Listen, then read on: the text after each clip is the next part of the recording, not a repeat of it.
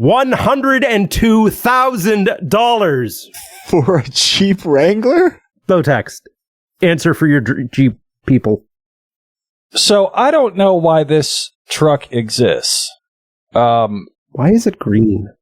So it's the Wrangler 392, which is that giant ass V8 that Stellantis still somehow makes. They've been making for 25 years now. It's a pile of shit Hemi engine. But for 40 grand less than that, you could buy the Wrangler 4xe and, get to work on electric power. And it's just as powerful as the 392. They both have 470 foot-pounds of torque. They've eliminated the whole could burn down your house thing with the 4xe, right? I don't know. I know that was an issue at one point. Can we go into a little more detail on that? That seems like an important thing. So Stellantis being, I don't even know, what is the correct metaphor here for non-auto heads for like how inept and just bad at this Stellantis is? 600 milliteslas. Yeah. They're horribly run. Especially in the US where when prices surged during the pandemic, they just decided to squeeze their buyers for everything they could. And now there's a buyer strike. Part of that was Stellantis being way behind the ball on their EV strategy, which is to say they didn't have an EV strategy until roughly 2022, at least not for the US market. Which was what prompted the merger between FCA and Peugeot, right? No, that was just generic trying to get consolidation done and stiffen up a bucket of spit with some buckshot, which... Stiffen up a bucket of spit with buckshot. Is that like some kind of like Canadian redneck thing? Definitely not Canadian redneck, no. I really enjoy when George slips into like finance bro patois. Oh, that ain't finance, bro. No. I think I got that one from a John Ringo novel, actually. And if, there was a thread a while back on Blue Sky about this, if you're a real sicko, but don't read John Ringo. Like, just don't. Do not. Yeah, Nope. Don't. Although he seems, by all accounts, to be a very nice man and in on the joke that he's a lunatic. So at least there's that. Anyhow. I have some follow-up questions about this vehicle. Yeah, just to close out on the 4xe. So plug-in hybrid Jeep. The 4xe is not listed with the rest of the Jeeps. You have to go through like the swinging doors into the back where they pretend that these things don't. These are for the hippie audience. That's why they chose Harrison Ford to market them in the original advertising launch. I feel like we kind of lost sight of the thing where it lights your house on fire. Can we resolve that? Yeah, I was getting to that. We'll get back to that. We will get back to that. But I do have to. I have to ask. How on God's green earth are there Jeeps that require premium unleaded? Oh, mine does. Yo, God. Yeah. It's offensive to the concept of a Jeep. No, the turbo ones, it doesn't require it. You can use regular, but you're supposed to use premium. Okay, just to close out with the whole light your garage on fire thing, if we could stay on subject here, otherwise poor Proctor's going to lose his mind. So they're way behind the ball on their EV strategy, and they think, okay, well, what can we do? We can do a hybrid, right? Like hybrids are easy, and we'll just do a bigger battery, and then it's a plug-in hybrid, which, that's easy, no problem. Well, yeah, until your battery packs start failing because they're low quality, because you don't have an EV strategy and you suck at all of this, and you have to tell every single one of your customers, don't charge it, and for God's sake, don't park it in your garage because it's a massive fire risk until we get it fixed for you. Do you know who their battery supplier is? No, but I don't want to, it was definitely Stellantis' fault. I can't remember the details of how this, but come on, it was Stellantis' fault because it's Stellantis. These are the people that rolled out an EV muscle car that had a speaker playing, roaring sounds as like sort of the default, like package. But if you think about it from a kind of but-for world perspective, though, is the 4xe more likely to burn your house down than just the regular gasoline one? That's actually an interesting question. And no, I think it would have been slightly more likely. It wouldn't have been by a lot. But when you control for the facts of like who owns regular internal combustion engine Jeeps and what that implies about their garage burning down, I think it's pretty close. What sort of range does the 4xe actually get, like, on electric? I think it's like, under 100 miles. It's like 60 or 50 or something. It's like 25. Is it that small? I don't know. Yeah. I mean, it's really small. My Escape does like 40, so I'm not surprised. What's the point of even making it a plug-in hybrid at that point? Like, just make it a straight-up hybrid. Because you can go a really long way on like 30, 40 miles. Isn't the average commute like 30 miles or something? So you could do almost your whole commute on electric. Yeah, I have a plug-in hybrid. I've had it for a year now. I have driven a little over 4,500 miles, and I have the actual gas-burning engine has used 1,100 miles. Yeah. So like it actually kind of rips. Yeah, I mean, I'm not against plug-in hybrids, but a 30-mile range, like mine is 40. I think that's pretty standard.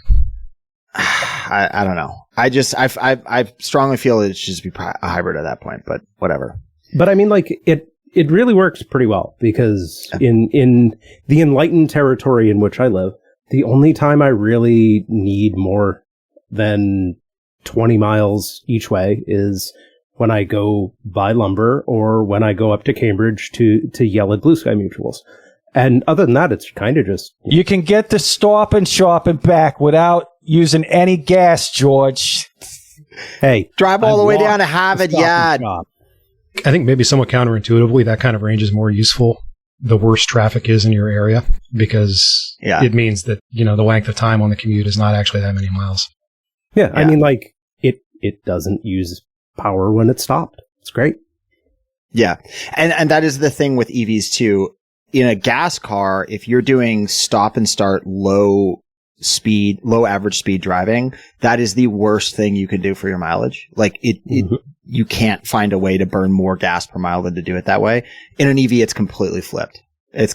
So stop and start slow traffic is like the ideal zone for an EV because you're capturing all of the energy back every time you slow down. I mean, obviously a plug-in hybrid is going to do this too. Any electric drivetrain is going to do this, but anyhow, regardless of the range question and the size of the pack, the old plug-in hybrid strategy did not go so well for Stellantis. And then their electric charger has just been an epic bomb, like completely, people hate it. It's one of the worst launches in recent memory. So it's awesome that they chose to launch that right as GM and Ford are getting rid of their muscle cars. Like just perfect bad timing. Yeah. As only Stellantis can. I have a follow-up question about the Jeep line right now, Mr. Speedrun Enjoyer, sir. Sure. What in God's name is this Jeep Cherokee? I thought they got rid of the Cherokee. It looks like a shoe. What did they do? Why did they ruin the Oh, they ruined that thing. They ruined everything long ago. I didn't even know they were bringing back the Cherokee line. Obviously, the Grand Cherokee has always been Soccer Mom ++, but like, if you put that name on things, I have some expectations, and it's not 4 inches ground clearance. No, the Cherokee is supposed to be basically a unibody Wrangler with a closed top. Isn't that the Patriot or whatever? No. Okay. The Patriot was the little bitty one. Oh yeah, this just looks uncomfortable. Yeah, it's terrible. Like to perceive. Yeah, don't buy a Jeep unless you're going to buy a Wrangler, people. That's fair. And don't buy a $102,000 Wrangler. The other thing is I love about that is they'll say, it's 0 to 60 in 5 seconds. My friends, I have driven Jeeps for years. You do not want to go 0 to 60 in 5 seconds. in a Jeep Wrangler. I probably dropped it off a bridge to get that. They are, it is a brick on wheels. They are not meant for fast. Also, I just need to say this. Like, if you are buying a car based on 0 to 60 time and you're buying something other than an EV, you're just clowning yourself. That's it. I'm sorry. It doesn't matter. If you like the roar of the engine or whatever, and that's why you have to buy an ICE car or you need the range or whatever, okay, fine. Like, whatever. I fair enough.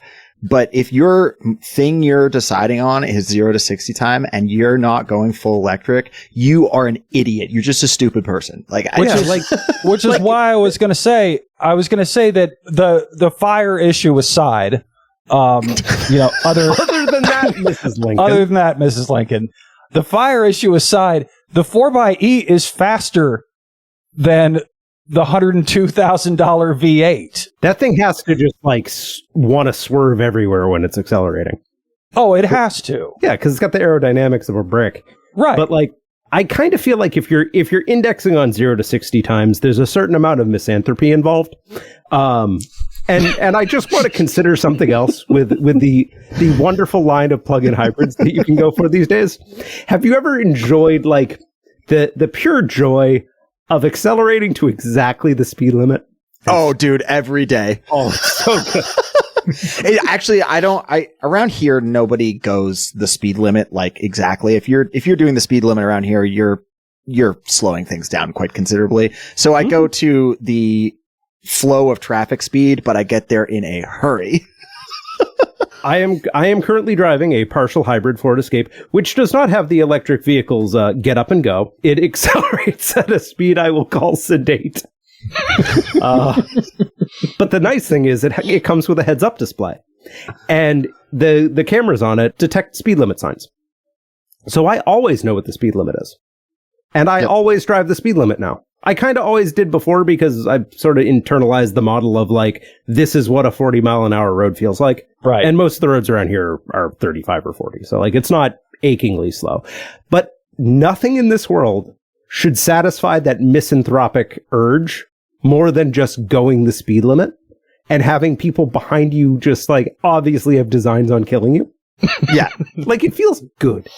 I will say, I have no problem with other drivers driving even below the speed limit. Whatever, 5 below, I don't care. Whatever you got to do, man. But if you're doing that in the left lane. Oh, of course. If you're doing it in the left lane, you're a monster. Yeah, absolutely. And around here, the issue around here is not that people are aggressive drivers. It's that they're bad drivers. And the slow ones go in the left lane and the fast ones go in the right lane. And it's chaos. Yep. It's baby Atlanta, as always. It really is. That's Charlotte. Yeah. The other thing is, so we've talked about the 0 to 60 time, but the other thing is in a Jeep, right? It's built for rock crawling.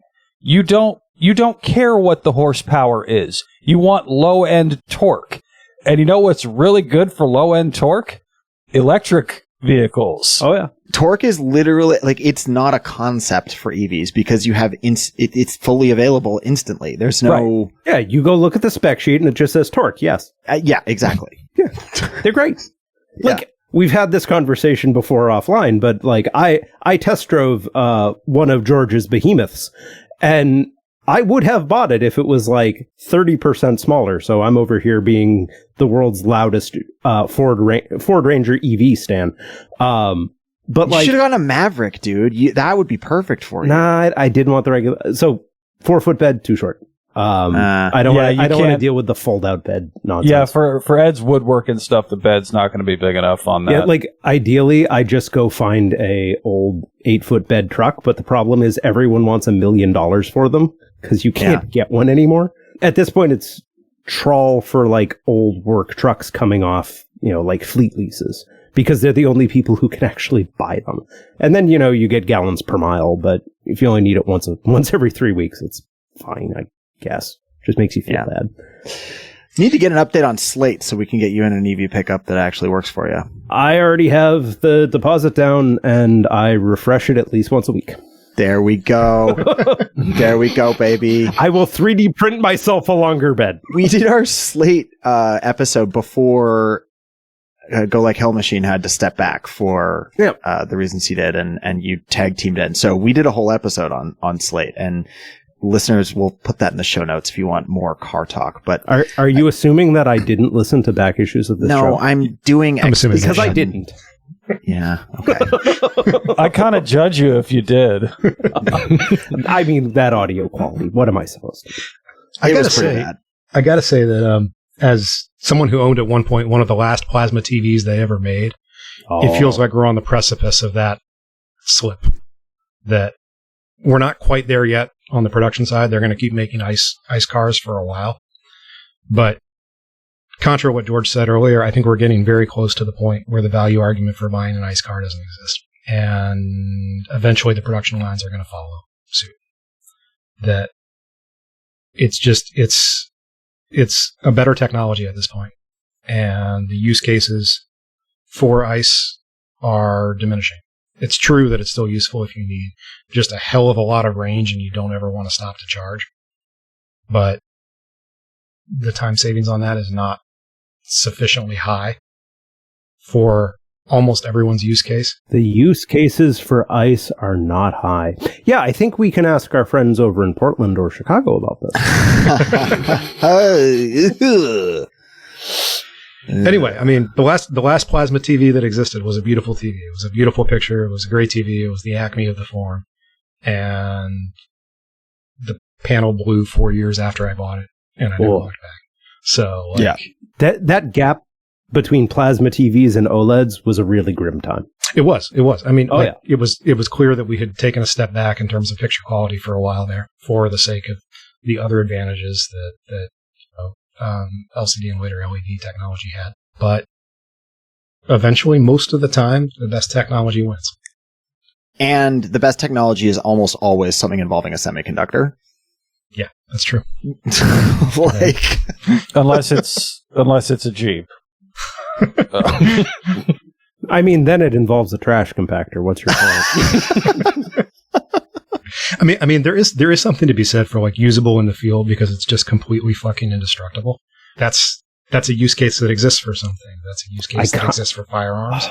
That's a use case that exists for tools. I don't think that's a use case that is actually applicable to a Jeep these days, though. I agree. There's a sentence that I could utter that would just be ripping out Low Tax's heart and showing it to him. Oh, you can say whatever sentence you want. Y'all can hate on my Jeep all you want. It'll beat the shit out of y'all's. Not mine. One, true. Yours would bottom out and roll off the mountain where I go, George. Have you considered how really, really good the new 4Runner is? Because it's amazing. It's fine. Look, it manages to be better at everything a Jeep does and not be 21 miles per gallon. It gets the exact same gas mileage as the Jeep. It gets 28. It's hybrid. Owned. I don't think that's true. I looked it up. I'm going to look it up right now. Now I'm going to feel bad if I forget, if I misremembered. No, that's the old one, Google AI. 24 highway, 23 combined. Ah, okay. I stand corrected. So split the difference. It's still better. Exactly the same. And the Jeep doesn't have the approach angle of a minivan. I thought they brought the nose up on the new one. They did if you want to shell out for the $80,000 TRD Pro. Ah, yes, the turd package. An $80,000 4Runner? You can go higher than that. Oh. I think it's actually like 70, but yeah, they're expensive as hell. Yeah, their top end ones are embarrassing. Although, I mean, they're all expensive now. Like my truck, if I wanted to trade it in and get a new version of the Rubicon, it would be every bit of 60 probably. I bought it for 20 grand less than that, 5 years ago. I bought the most comic vehicle that I could in 2017, which was a bottom spec Hyundai Veloster. I bought it for $14,000. I traded it in last year for $9,000. Wow. and like the Ford Escape partial hybrid that I ended up with had literally been sitting on the lot for a year and was like 32. Like it listed for 38, and I'm like, why? why is this like this? There is no world in which this car is worth $32,000. Except the world where the transmission was about to blow in my old car. But they didn't know about that at the time. So base model Veloster. So this is like not even the hybrid or not even the turbo. No. Oh, God, no. Like, this is 0 to 60 in 20 minutes, and... It can do 60? Yeah, this is Ed's. Oh, I drive the speed limit. Yeah, because you can't get above it. Oh, speed limits around here are 75. So he's getting passed by like Geo Metros from the late 90s. The one time that I decided to really wind that thing out, 92. 92. Man. Yep. Great. I got my Civic when I was 16 or 17 up to 100 on I-95 one time. It took probably every bit of 5 minutes to get there. That's about right. When I first moved down to Massachusetts, my dad, who had been driving my grandfather's old car, which was a 1996 Camry, which I don't think that thing had ever gone above 70 miles in its life. And then I got it. For completely unrelated reasons, it was dead in 2 years. and that was that driving around here rusted out the underside so bad that just started spewing transmission fluid everywhere. And I don't know, at that point, you kind of just give up on a 20-year-old car. Yeah. Yeah, I think that's fair. And that's why I walked for 7 years. When I was in high school, just like end of high school, we did a road trip down to Vancouver to see Kanye West in concert.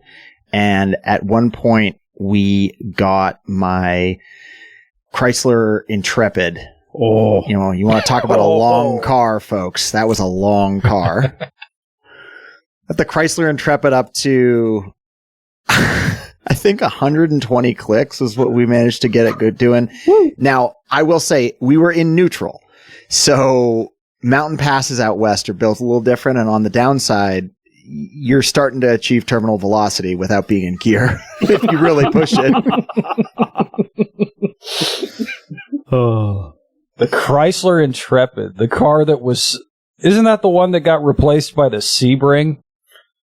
That sounds right to me. I mean... Just to give a sense for folks of how bad this car was. I have never been in a car since that was so, like, low to the ground relative to how long it was, if that makes sense. Like the entire angle of the car was just very, very long and spread out across the ground. It was kind of like you were oozing across the pavement as opposed to driving.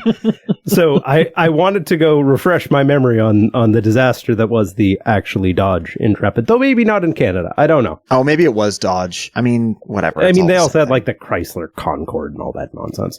But the third result on Reddit is, where did all the Dodge Intrepids go? Seriously, I know Chrysler isn't great at reliability, but I see Neons and Stratuses every so often. No, it actually was the Chrysler Intrepid in Canada. Oh, well, there you go. Yeah. So. I mean, it was the same damn car. It's all badge engineering anyway. Yes, of course. The only yes, it was bad engineering. Thank you.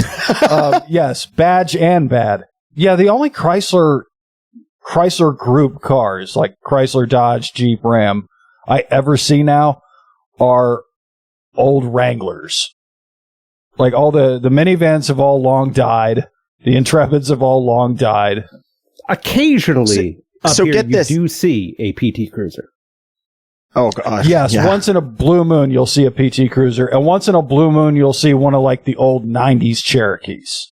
Mm-hmm. One of my roommates drove a PT Cruiser for a while in college. So I whipped around Durham, North Carolina in the early 2010s a little bit in a PT Cruiser. And it was fun. Anyhow, the Chrysler Intrepid was actually, or Dodge Intrepid was actually replaced by, get this, the successor car. Per Wikipedia, I'm trusting the editors on this one. It's on the internet. It can't be wrong. Dodge Charger. That's Dodge Charger was the replacement for the Intrepid, which is no way. Wild. I'm telling you. Either that or the Chrysler 300 for Canada. I hate everything about all of these sentences. I guess I thought the Intrepid was smaller than that because the Charger's a big car. The Intrepid was a massive car, dude. It was huge. It was just long. Yeah, it was long. It wasn't huge, but it was long. Like everything, it was a waste of vertical space. Yes. Because it also couldn't hold anything. I mean, really, it could if it had you're a in decent college. sized There's a certain amount of geometry, but like, right. Ugh. Yeah. Let me tell you though, when it would snow, we would go up to the community college parking lot, and that parking lot was great because it was completely free of any obstacles inside the parking lot, and you could get a really good run at it and then throw the e-brake and whip the wheel over and do donuts. You could get up to about, I don't know, maybe 50 miles an hour before you did this, and then the length of the parking lot you could spin in the snow without any, there were no curbs, there were no parking, the little mini curbs that they bolt down the park here, there weren't any, nothing like that. And yeah, growing up in Canada was a little bit of a different driving experience from the one where my daughter's going to grow up down here in Charlotte. Put it that way. I'm amazed the Intrepid didn't just go, no, I'm out, and just grenade itself. All four wheels just fall off. Yeah. Oh my God, it's a late title card. This is Normal Men, a podcast from four men who are clinging desperately to normalcy in an era when that's asking a bit too much. I'm George in Charlotte. In DC, I'm Proctor Malone. In outer Florida, I'm low-tax speedrun enjoyer. And I'm Ed in Boston. That's our car chat open for the month. We get one of those every 4 weeks. I kind of want to have a shtick of just making the title drop later and later and later in the episode. Well, we won't take up any more of your time tonight. Welcome to Normal Men.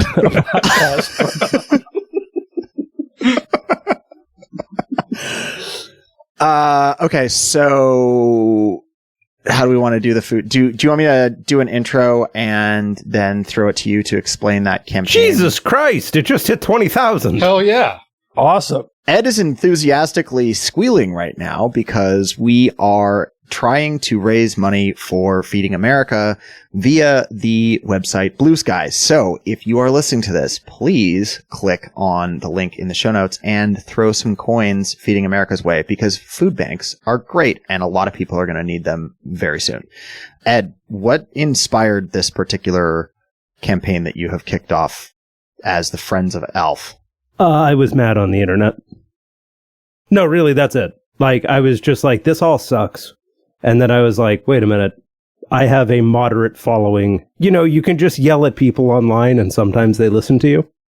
And like, this isn't the first time I've done this, right? Like, I used to do a lot of stuff for Children's Miracle Network of Hospitals. And during COVID, when I had my regrettable Twitch streamer interjection, we raised a lot of money for like the Trevor Project, the Bail Project, and Trans Lifeline at various points, just because those are things that fighting game people will open up their wallets for. And yeah, so like, I don't know, I was just reading and going, wait, this sucks. Then I said, this sucks even more. So I was like, why don't I just throw it on, instead of just like filing a donation and then going and doing my work match. By the way, do your work matches. It usually works. I was just like, sure, let's post about it and do some virtue signaling. And apparently enough virtue has been signaled. I don't know. There's a lot to be said for virtue signaling. It beats the hell out of vice signaling. People should want to do virtuous things, and seeing other people do virtuous things helps them get there. Yeah, no, totally. Although I will say, Ed, regrettable and Twitch streamer is kind of redundant. Well, I mean, assumed. Now one is going to have to take their talents to stream.place. Because I don't even know how it works, but I guess they do it through Blue Sky. It's fine. AT Protocol people are really excited. But yeah, I will probably be maybe Wednesday night, assuming we get this episode out on time. I will maybe be doing some streaming nonsense and dragging some Blue Sky luminaries in to raise a little bit more money and maybe at least give somebody a show for the stupid amounts of money they have thrown in because a few people said so. So the backdrop for this, as I'm sure listeners are aware, is that SNAP funding has now gone over the cliff, at least for the moment. There are 2 adverse rulings for the Trump administration coming out of federal district court on this that says, they have to use that say they have to use the emergency fund. We'll see how those play out over the next several days. The Trump administration pretty clearly does not want to use the SNAP emergency fund to pay for anything. But for right now, we're already over the SNAP cliff, and people are not getting scheduled benefits as of Friday. So there have been already some pretty terrifying stories coming out of food bank lines. The one from Atlanta in particular broke me. There were 2,000 people waiting in their cars for food boxes for periods of up to 14 hours. And they ran out of food. If you care about people having enough to eat, which you should care about, that's something that it turns out people feel very strongly about. And also just from the economist growth perspective, feeding people is a really good idea from the standpoint of them being able to function productively, from the standpoint of them having and building good relationships with their family. There's not really an argument against feeding people if you have any ability to do so. So forget also the moral valence of the argument against feeding people. If you want to destabilize society and create a bunch of chaos and bad stuff happening, and I'm not even saying like for a specific aim, I'm just saying totally stochastic random chaos. The best way to do that is to make a bunch of people hungry. Yeah. Yeah, because I mean, like, I don't know. I did spend a decent amount of time thinking about it because, like, that, spoiler alert, being mad and spiteful is, at the Trump administration is at least 20% of my time right now. Like, I was looking at it, I was like, why would you do this? And the only answer is because you're a piece of shit. And spoiler alert, they are. And it always shocks me that for a bunch of people who really, really want to be fascists, who really, really want to, like, jump in on the aesthetic, they want to grind everyone down, they like shooting themselves in the dick a lot over and over again in ways that are just shocking, right? Like, you have to get reelected. I know they don't think beyond like 5 minutes from now, but they don't control these things. And I don't get it. And to that point, there was, I'm sure y'all saw this, from Catherine Ramble of MSNBC, posted an email that the USDA is sending around to retailers. Oh, yeah. Saying, reminder, SNAP EBT authorized retailers must comply with the SNAP equal treatment rule. And among other things, what? Okay.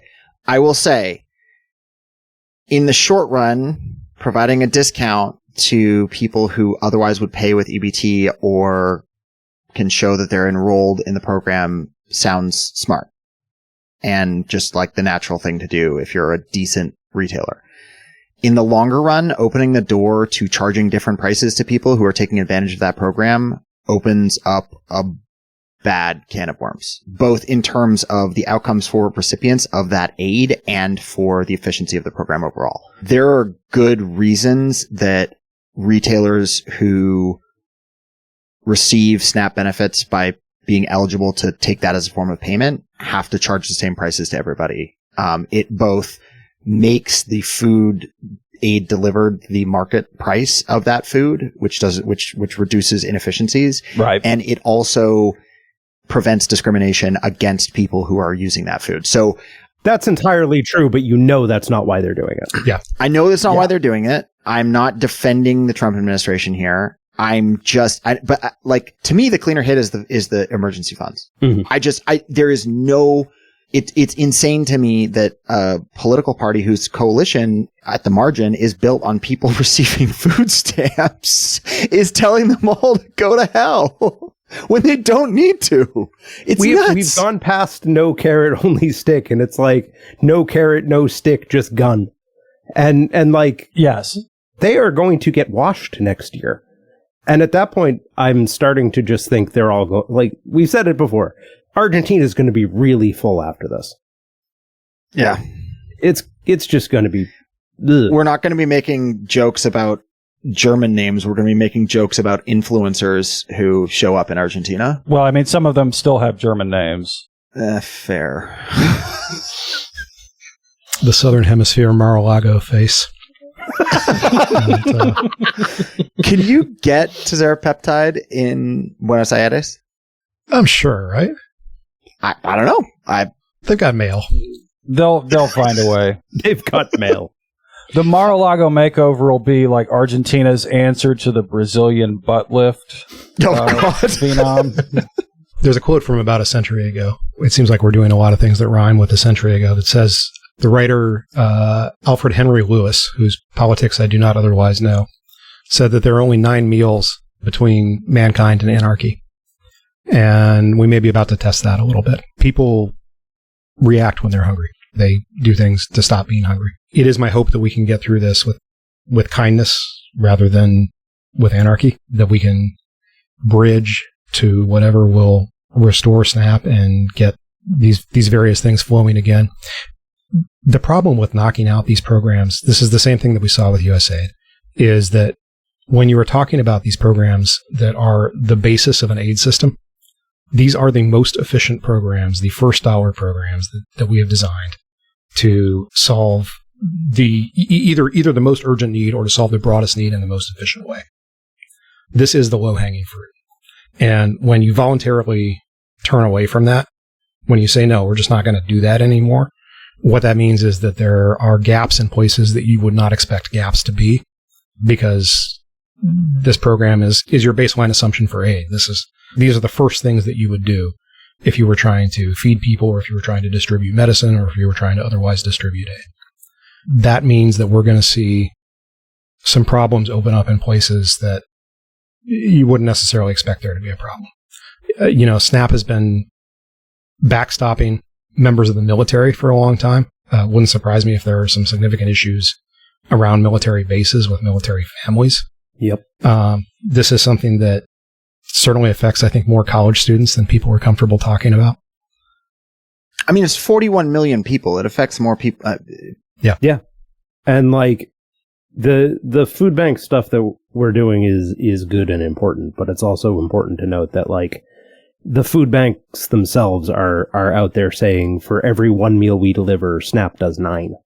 And it's like, this is not going to be a meaningful stopgap if it goes any longer than like a week, I guess. Like the numbers just don't make any sense. Right.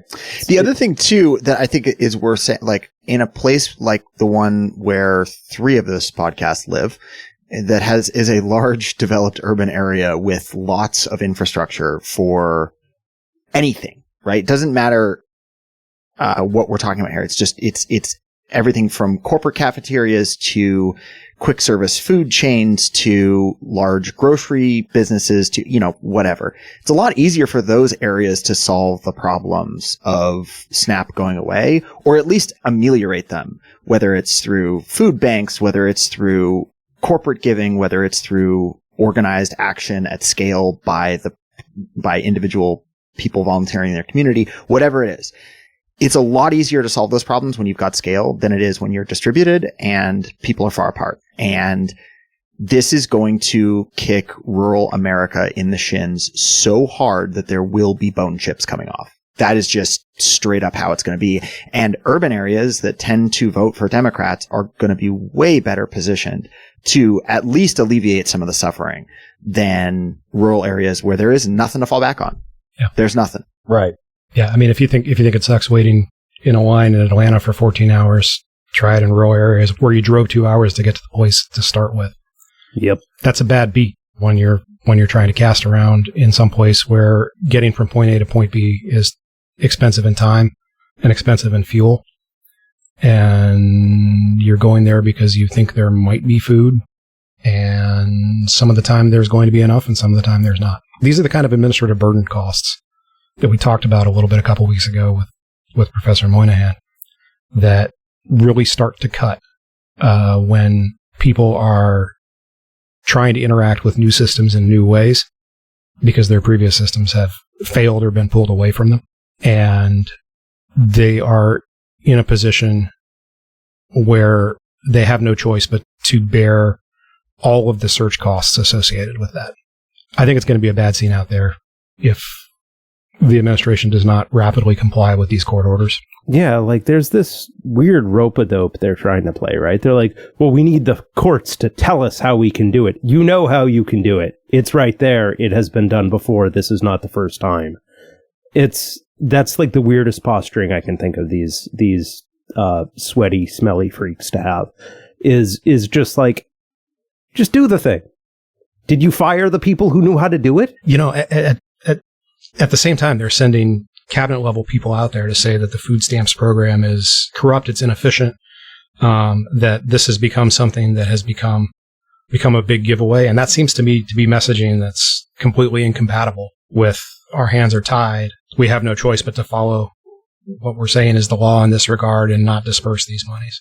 You can't be perceived as being wanting to get rid of the program at the same time as the outcome of the shutdown is that you're getting rid of the program even temporarily if you want to cry that that wasn't your intention. Yeah. It's also really stark how consistent the polling has been on this, despite the fact that I don't want to say that the media has been entirely one-sided on this, but they're clearly not working very hard to give the impression that this is a Republican problem. Despite that, really, really strong majorities and supermajorities of independents are like, oh yeah, this is on the Republicans. This is not a Democrats issue. This is the Republicans doing this. And that sort of messaging that, oh, well, you know, the program's full of fraud and we can't do anything is all it can do is make it more seem to be the fault of Republicans to low information voters who are just looking at that and going like, wait, what? I thought y'all were in control of things. And, you know, like it is so stupid that the American public thinks that whatever is happening, good or bad, is the fault or responsibility of the president. And that's not true in virtually all circumstances. But in this instance, I mean, it's going to play out the same way, and it is in the polling. Bad thing happening, president's fault.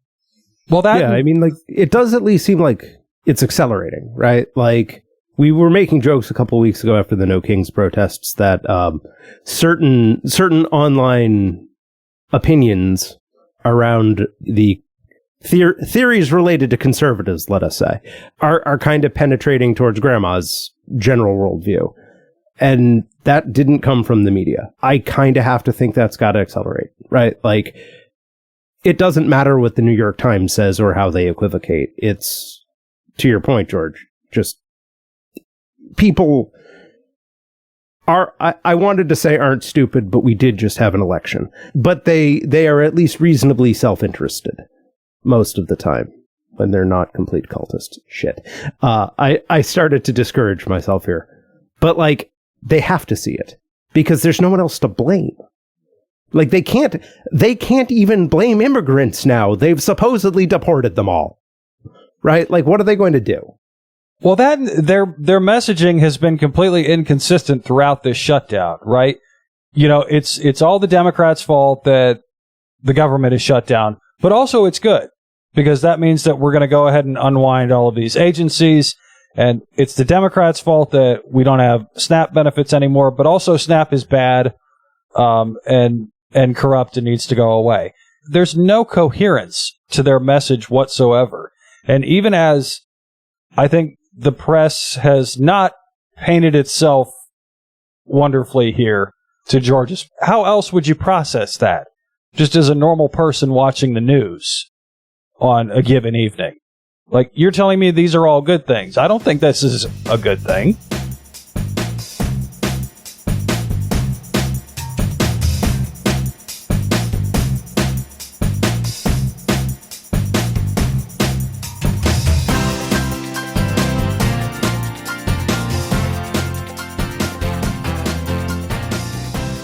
Well, we're going to find out in short order whether the coalitional implications are as dire as they appear to be, because we do actually have elections coming up in the next few days here. So by the time you get this, we're recording Sunday, November 2nd. It's about 9 p.m. right now. I'm very tired as usual. But we wanted to do a segment where we look at what we think is going to happen in the upcoming elections on Tuesday. And hopefully by the time you get this, the results will be out and you'll be either able to remark at how genius your special favorite boy podcasters are or laugh at our complete ineptitude at forecasting what was going to happen. So we're going to go around the horn and predict what's going to happen in a couple of the big races. So starting, I guess, with Virginia governor, do each of y'all want to throw out a Spanberger margin of victory estimate? Sure, I'll go first and anchor this one. I've got this one at Spanberger plus 13. I think that it's a big swing, but so here's my argument for it is that I think that the high quality pollsters are showing the bigger numbers here. That's true for Democrats across the board. I think that there has been some amount of herding happening, particularly with the low quality posters, to try to build a case for the AG race, which I'm sure we'll talk about in a minute. There is a certain amount of I think, internal doublethink happening because pollsters are wanting to predict confidence in a Spanberger win, which they should.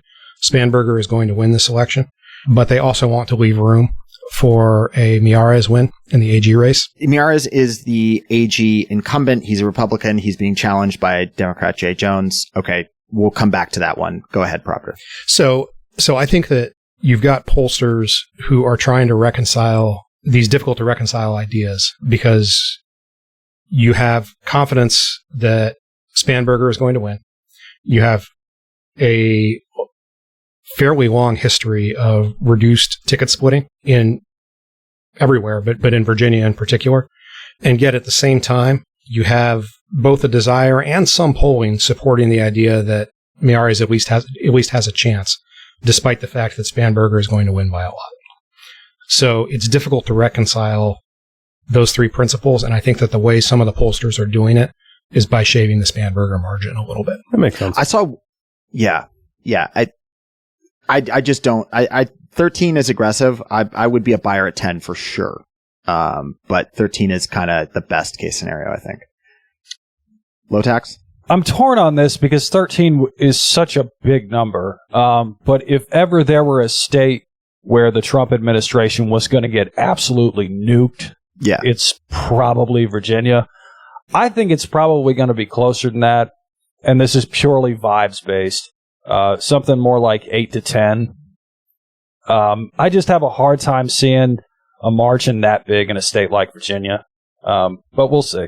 Ed? And I think Jay Jones was his name?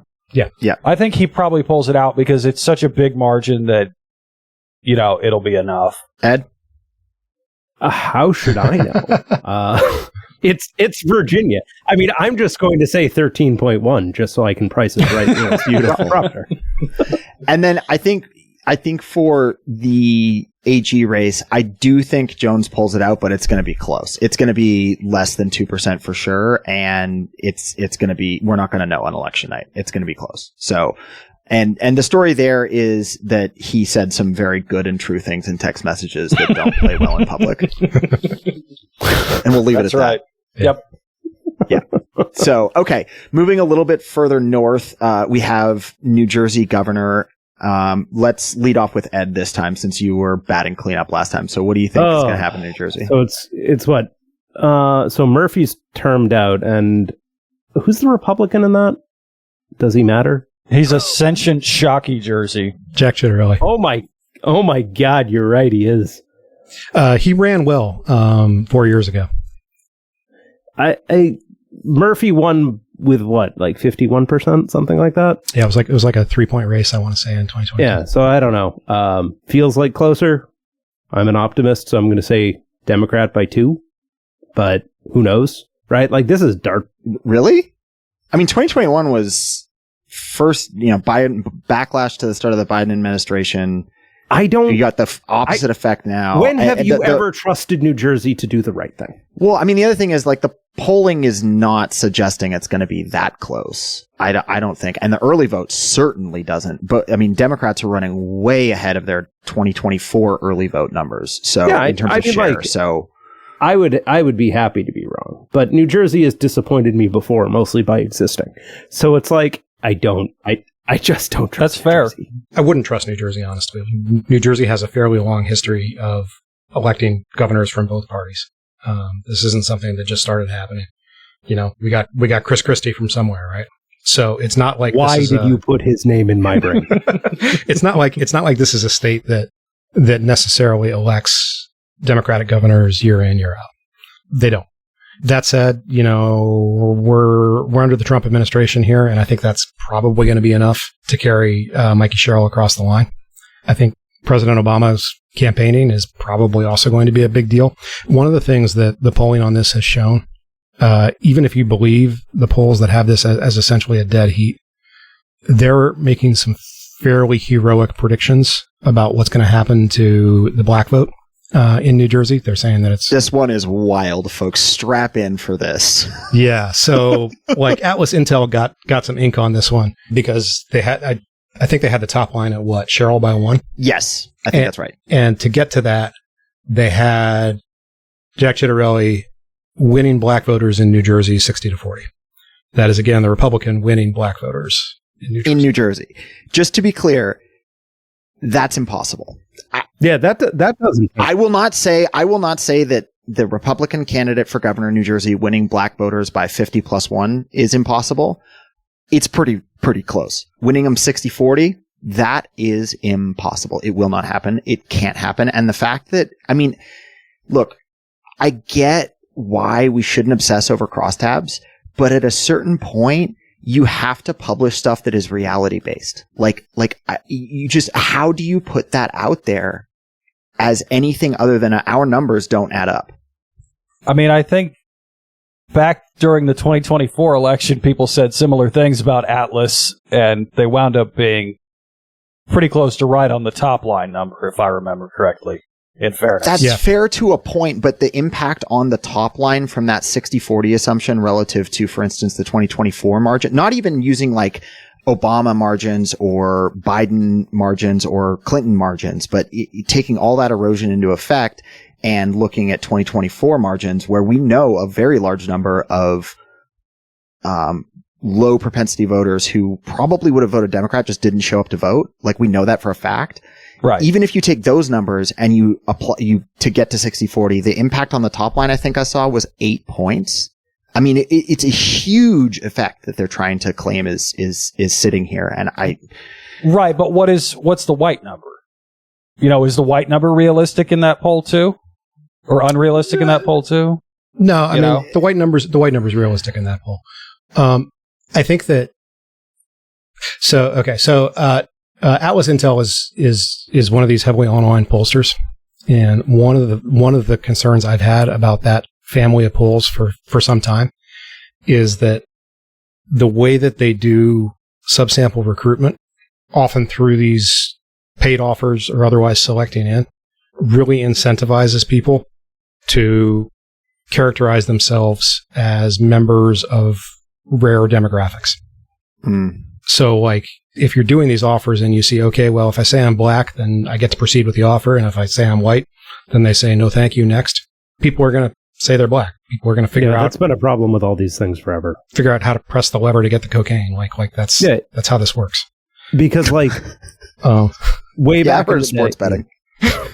Wow. Way back in the day, we had to use Mechanical Turk, Amazon's thing, for a lot of this stuff. And it was just hacked out. Right, like everyone was suddenly triracial and living in Arkansas.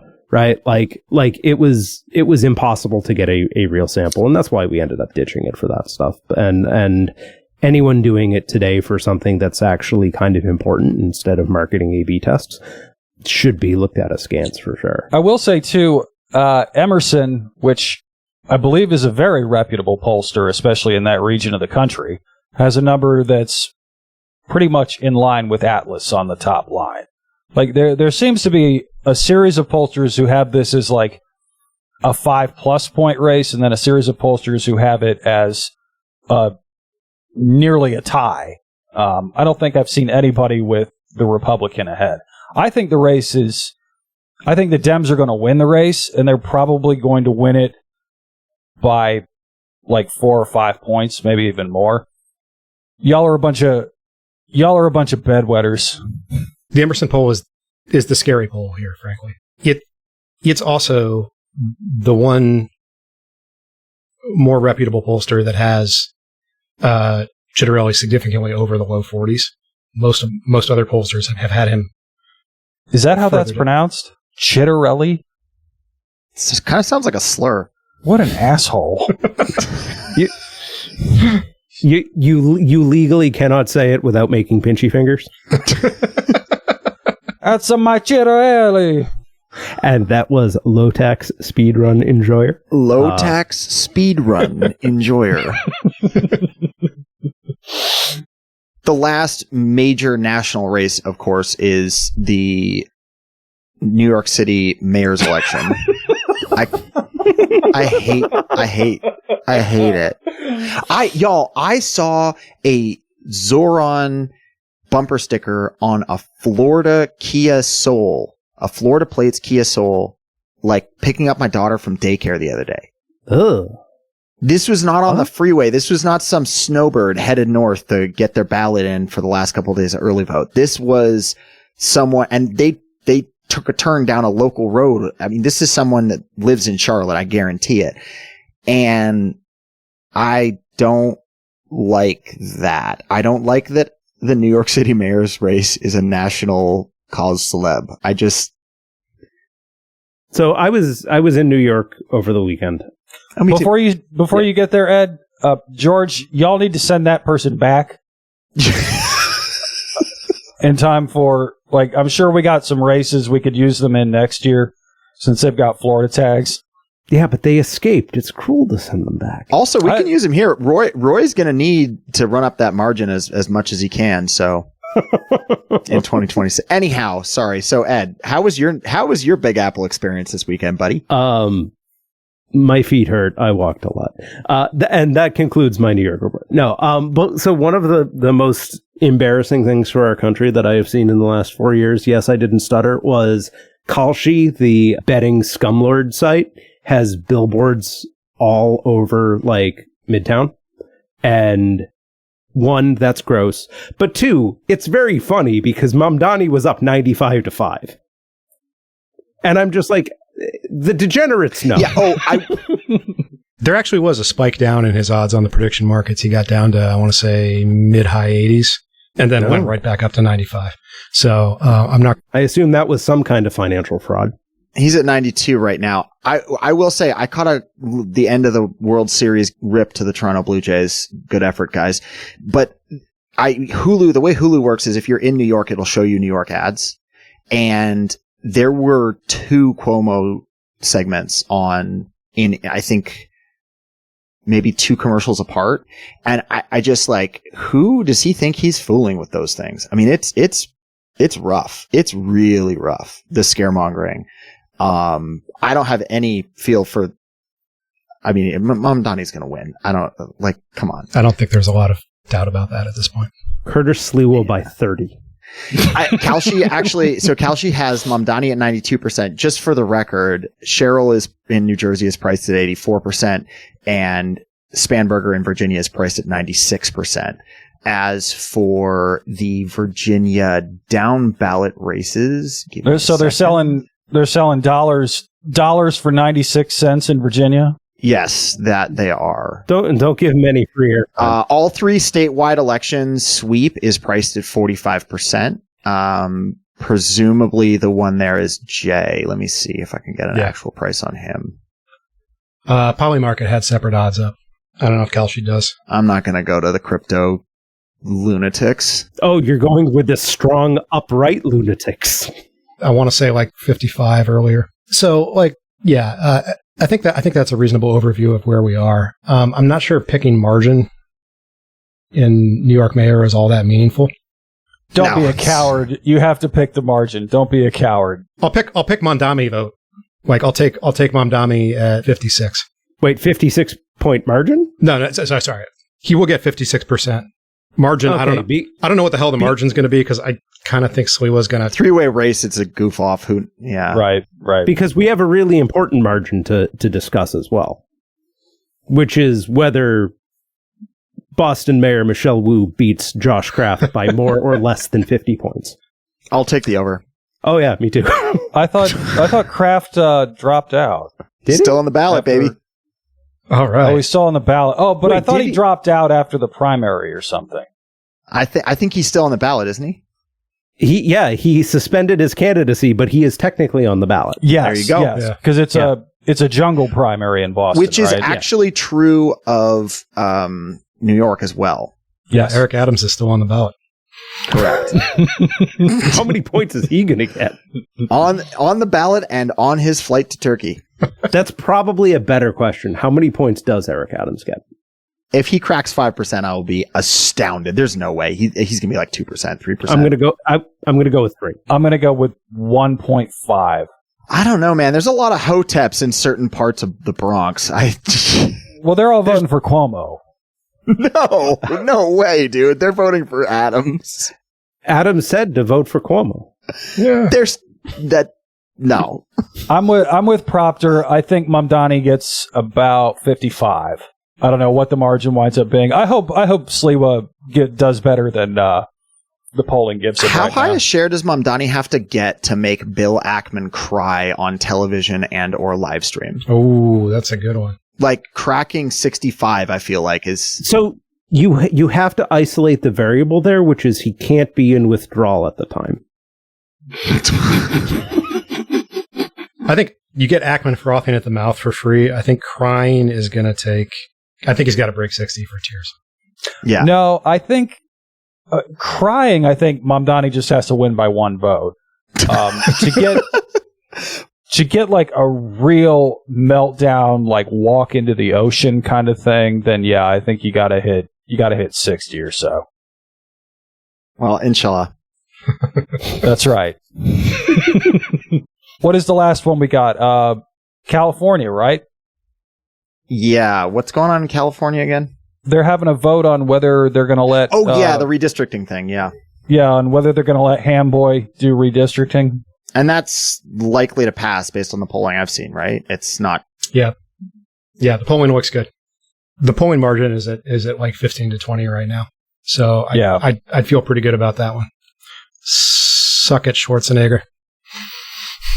I'm sorry to hit the rewind button, but I have to. Friend of the podcast and buyer of me beers this week, Cooper Lund, just posted an ad from Polymarket that is the most ghastly thing I've ever seen in my life. Cuomo's odds skyrocket overnight, up 2.3%. Yeah, so Like these people are degenerates. And like, yeah, No, that's not like gambling degenerate stuff. That is pure, like fresh. You just cracked into the tin. You just ran your thumbnail around the cardboard. It's moist. There's barely enough space to get your finger and your thumb into that fine cut snuff. That level of cope. It is unreal cope from the brain geniuses at Polymarket.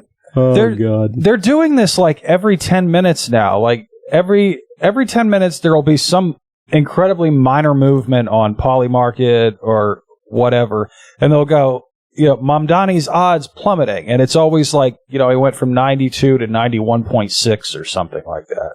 yeah, just to kind of make the subtext explicit here, I think the way to understand that is actually as paid media by the Cuomo campaign, because every time somebody buys in big to the Cuomo side of that market, you get earned media off of it, right? You get these articles, you get a reaction to what the market is doing. As long as these markets are fairly thin, that's not a terrible way to buy advertising for your campaign. Yeah. you cover all important aspects: subtext, text, and supertext. Well, that was the whole Ackman argument for Eric Adams at one point over the summer was to bet heavily on Cuomo winning and then drop out and monetize his own political decision making. Yeah. Turns out didn't work, but not the first time Ackman has had something like that go awry on him. The total volume on Polymarket for the New York City mayor's election is about 365 million. And that's a lifetime number, I believe. So like this is still a fairly effective way in terms of price to buy things. I would love to know how much Bill Ackman personally has in that market specifically, because I think it's seven figures. This is exactly the kind of shit that guy would do. If he wants to put down a couple million on Cuomo or on Slua previously, then more power to him, I guess. Economic infusions into the really benighted city of New York. I mean, it's probably more fun for him than buying ad time. So that's true. I just think we all have to be really prepared here, because New York is about to elect a guy who seems almost normal, or at least as close as you're going to get with a New Yorker, right? Yeah, New York normal. And I think there's a pretty good chance they might make him a weirdo within a couple months, but there's a very good chance that New Yorkers are going to start getting weird now instead. And I just want us all to sort of keep that in the back of our minds. I mean, these are the people who elected Bill de Blasio. They're already weird. Yeah. Good pizza, though. All right, that's our episode for this week. As we mentioned earlier, we have a link to donations to Feed America in the show notes of this episode. We would love if y'all joined us. Ed, what's our live count as of right now on that campaign? It is something like $25,895. Not that right. So with our massive normal men audience who are not already obsessively refreshing Blue Sky all day long and haven't seen this yet, please jump in there and do some good. And we would really appreciate it. And yeah, I mean, it's just, people are going to need the help. So please jump on that. For Normal Men in Charlotte, I'm George. In DC, I'm Proctor Malone. In Outer Florida, I'm Low Tax Speedrun Enjoyer. And in Boston, I'm Ed, and you should be going to bit.ly/feed-some-people. Thank you. Or just go to the show notes.